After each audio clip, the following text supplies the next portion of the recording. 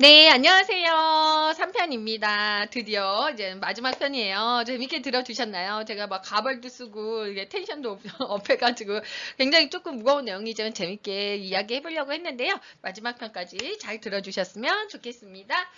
자, 이제 리스를 죽이고 나서 총으로 쏴서 살해하고 나서 도망가면서 이제는 이 사람이 내가 갈 곳이 어딘가, 내 운명은 무엇인가라고 생각하게 돼요.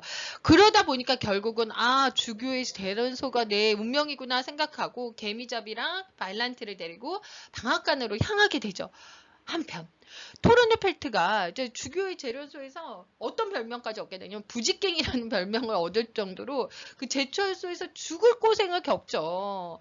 정말 죽을 고생, 힘든 고생을 겪고 마침내 얘가 자유를 얻고선 향한 곳이 바로 그 처음에 스웨덴 기사랑 만났던 도둑이과 만났던 같이 처음을 향했던 방앗간이었어요. 거기서 마지막으로 거기서 마침 이제 스웨덴 기사랑 토르네펠트가 같이 재회를 하게 되는 거죠. 그래서 굉장히 정말 운명의 재회죠. 그래서 스웨덴 기사는 토르네펠트한테 이제는 내가 그때까지 간직했던 구스타프 왕의 그 성경책과 그리고 말 부하들을 이렇게 내주게 되죠. 그리고 너가 원하는 대로 너 스웨덴 군대에 다시 합류를 해. 그게 네 운명인 것 같아.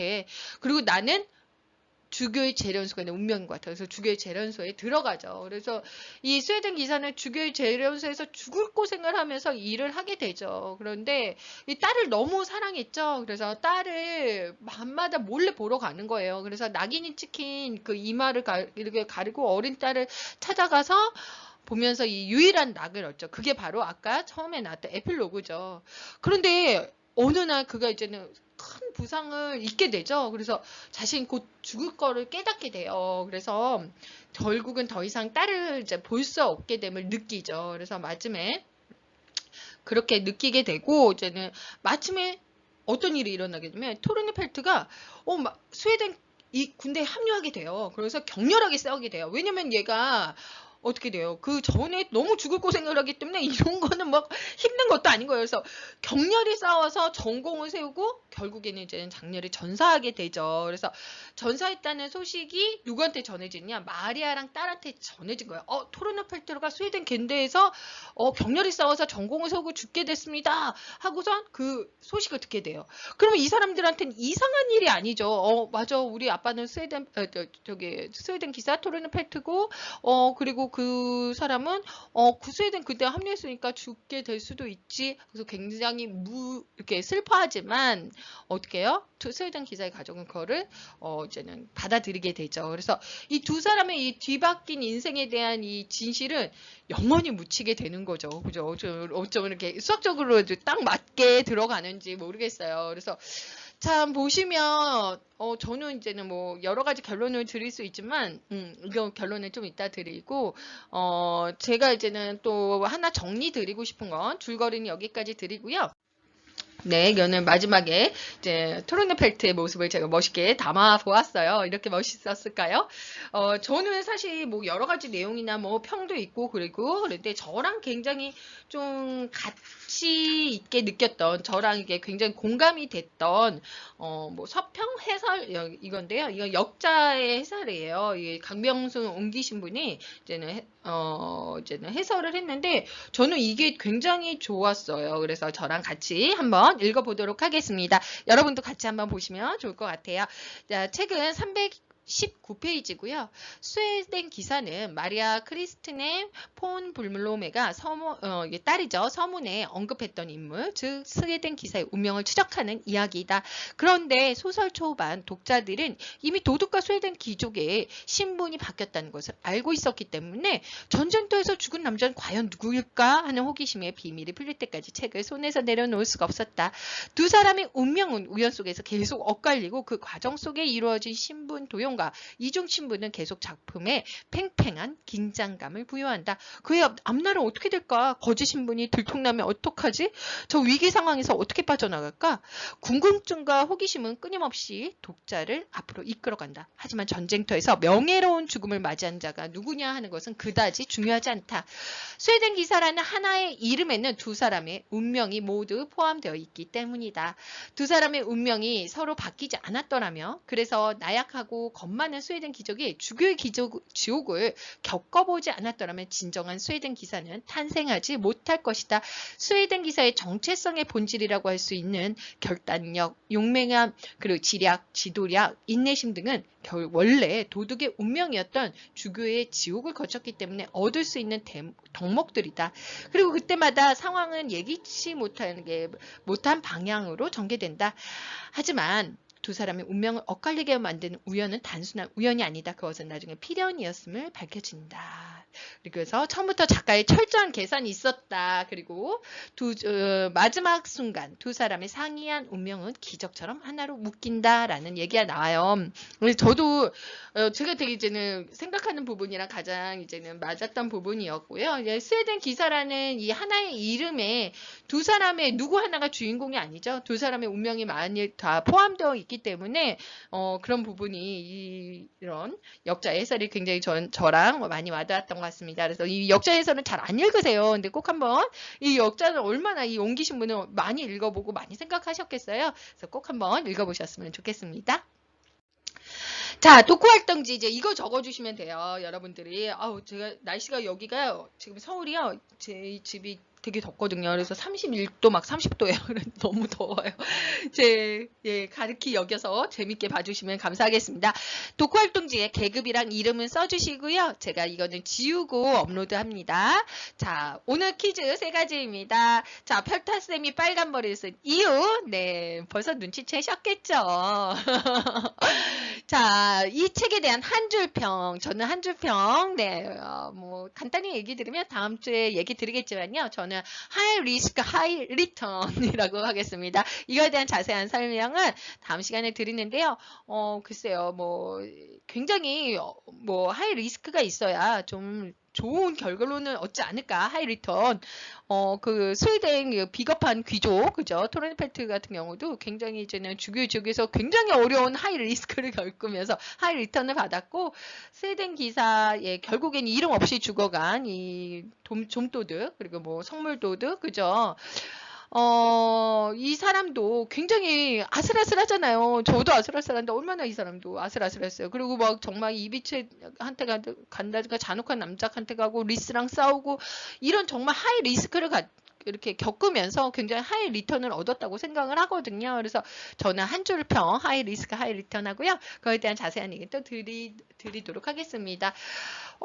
그 다음에 세 번째는요. 이거에 대해서 이야기 드리고 싶어요. 운명을 믿으세요? 글쎄요. 저는 어떨까요? 여러분 운명을 믿습니까? 그리고 또는 나의 노력이나 나의 행동 이런 하이 리스크 뭐 이런 것들로 운명이 뒤바뀐 사례에 우리 같이 공유하면서 이야기했으면 좋겠어요. 저도 어떤 이야기 드릴까 되게 고민되는데요. 네, 그러면 이렇게 독후활동지 잘 적어주셨으면 좋겠고 한글로 적어주시면 조금 크고 좀 잘 보이게 적어주셨으면 좋겠고 그리고 사진으로 찍어서 보내주시거든요. 그리고 이제 워드로 쳐주시면 조금 글씨 크기 크게 해주시면 노안 있다는 거 네 말씀드립니다. 자 이렇게 독후활동지 주시면 제가 출석 체크로 하고요. 제가 첫 번째 말씀드렸던 선물 드리니까요. 꼭 독후활동지 보내주시고 3개 다 쓰기 싫으시면 2개 정도만 써주셔도 되거든요. 아니면 하나 써주셔도 돼요. 네. 그래서 꼭 보내주시면 감사하겠습니다. 자, 함께 읽을 책인데요. 요거는 심판날의 거장이라서, 이것도 레오 페르츠의 장편 소설이에요. 이 레오 페르츠가 장편 소설이 한 10권 되는 정도 되는데요. 가장 이제 큰 성공을 거둔 책이 대중적이나 비평적으로 성공을 거둔 책이 이 심판날의 거장이거든요. 네, 그리고 이 사람이 굉장히 전성기 때 썼던 책이거든요. 한 10편 정도 쓴 거로 알고 있어요. 그래서 스웨덴 기사 같은 경우는 굉장히 이제는 이 사람이 애착을 가졌던 책이라고 그래요. 그래서 저는 이 책 읽고 잠을 못 잤어요. 너무 무서워. 제가 좀 겁이 많아가지고 안 그렇게 생겼다고요? 네. 이 저택에서 갑자기 이제 불가사의하게 목숨을 끊은 유명 배우의 죽음을 이렇게 죽음의 진상을 이제 추격하는 이야기거든요. 네, 추리소설 같기도 않고 서스펜스, 공포, 뭐 환상 이런 것들을 절묘하게 정말 조합을 얼마나 잘했는지 몰라요. 제가 이 페르치가 그 수학자고 보험회사라 그랬잖아요. 그래서 그런지 이걸 딱딱 맞게 이렇게 하는 게 저는 너무 신기하고 이게 너무 좋아요. 그래서 연쇄 자살 사건의 이렇게 비밀을 파헤치는 과정의 이야기고요. 굉장히 흥미진진한 얘기예요. 그리고 이 페르치의 재능이 굉장히 돋보이는 걸작이라고 네, 평가되고 있습니다.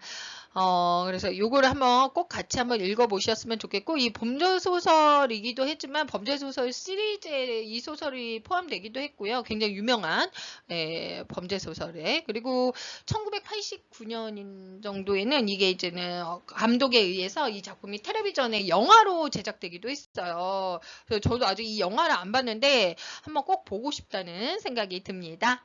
네, 그래서 이제 함께 읽으면 좋을 책 레오 페르치의 장편 소설 소개해 드렸고요. 다음 시간 책 소개해 드리도록 하겠습니다.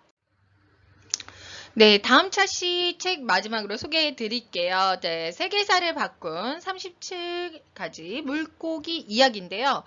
이게 제목을 잘못 읽으면 안 돼요. 이게 물고기가 37가지인 줄 알고 저도 읽었거든요. 근데 언제 다른 물고기 나와? 막 이렇게 생각을 했는데 37가지 물고기의 이야기가 아니라 37가지 물고기 이야기인 거예요. 그래서 잘 읽으셔야 돼요. 그러니까 물고기가 37가지가 나오는 것이 아니라 이제는 37가지 이야기가 나오는 거예요. 그래서 실제로 대부분이 청어랑 대구 이야기예요. 그래서 일단 우리가 이제는 유럽에 살지 않잖아요. 그래서 이거 같은 건 뭐 일본 작가가 지은 책이지만 또 유럽에 살지도 않고 뭐 고대에 산 것도 아니고 지금 현대에 살고 있기 때문에 이렇게 좀 제한적인 물고기만 먹어야 되는 현상에 대해서 참 상상하기 어렵죠. 예를 들면 이렇게 후추 같은 거 되게 비싸다고 교과서에서 읽었잖아요. 근데 그렇게 후추가 대단한 거였어? 하고서 와닿지 않은 것처럼 이것도 그렇거든요. 뭐 이렇게 물고기가 되게 제한적이었나? 그런데 생각해보면, 이렇게 교통의 제약도 있고, 그리고 또 저장수단의 발달이 안 됐잖아요. 그 발달이 미비되면서 먹을 수 있는 물고기가 적었던 이 18세기 이전의 물고기, 유럽에서는 이 청어의 산란 장소의 변화로 리베크의 흥망성쇠가 바뀔 수 있다고 생각해요. 그리고 또 바이킹의 침략 경로도 바뀔 수 있다고 생각을 하고요. 그리고 이거에 대한 좀 전반적인 지식이 있어야 조금 이해가 되는 것 같아요. 그리고, 그 대구 어장을 발견한 것이 얼마나 큰 일이었는지 세계사의 많은 부분이 그걸로 인해 많이 변화했다는 거를 이거를 좀 느끼셨으면 좋겠어요. 그러니까 교통 제약이랑 저장 수단 발달 미비가 가장 큰 원인이지 않았을까. 그리고 그러다 보니까 이런 것들이 굉장히 큰 일이 되는 거죠. 그래서 세계사의 많은 부분이 그걸로 인해 많이 변했고 네덜란드 뭐 암스테르담의 코앞의 청어 어장이랑 뭐 염장 청어의 발달 그리고 그리고 영국에 부족했던 생선 처리 기술 그리고 요즘까지도 이 전통이 있다 그래요.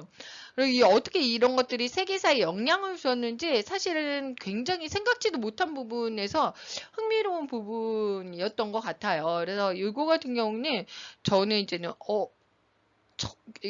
잘 몰랐던 부분에 대해서 새롭게 지식을 알게 돼가지고 굉장히 흥미로웠거든요. 그래서 제가 좀 세계사는 약하거든요. 그래가지고 좀 공부를 많이 했는데요.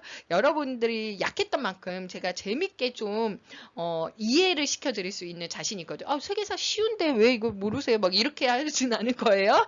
그죠? 저도 어려워했던 세계사이기 때문에 굉장히 좀 자세하고 재미있게 잘 풀어드리도록 하겠습니다. 이것도 이야기 형식으로 제가 재밌게 한번 해볼게요. 자, 오늘 네. 이것으로 이제 강의, 코칭 마쳤는데요. 어떠셨는지 모르겠어요. 제가 사실은 말이 굉장히 빨라요. 근데 요새 이제는 젊으신 분들, 장병분들은 굉장히 말 빠른 거 좋아한다고 들었는데 아닌가요? 네, 뭐 말이 너무 빨라요, 강사님. 뭐 이렇게 빨간 머리 너무 무서워요. 뭐 이런 거 댓글은 말고 이렇게 이메일로 보내주시거나 아니면은 이렇게 독활동지에 적어주시면 제가 굉장히 참조하도록 하겠습니다. 자, 제가 이제 PPT PPT도 굉장히 이제 스웨덴 기사 느낌으로 네, 물레방앗간을 가는 네, 두 사람의 느낌으로 만들어 보았는데요. 이렇게 PPT 그림도 신경 쓰고 이런 이벤트 네, 어떠실지 모르지만 재밌게 준비해서 여러분들 좀 지루하지 않게 즐거운 독서 코칭 수업 되도록 많이 노력하도록 하겠습니다. 다음 시간에 만나요. 감사합니다.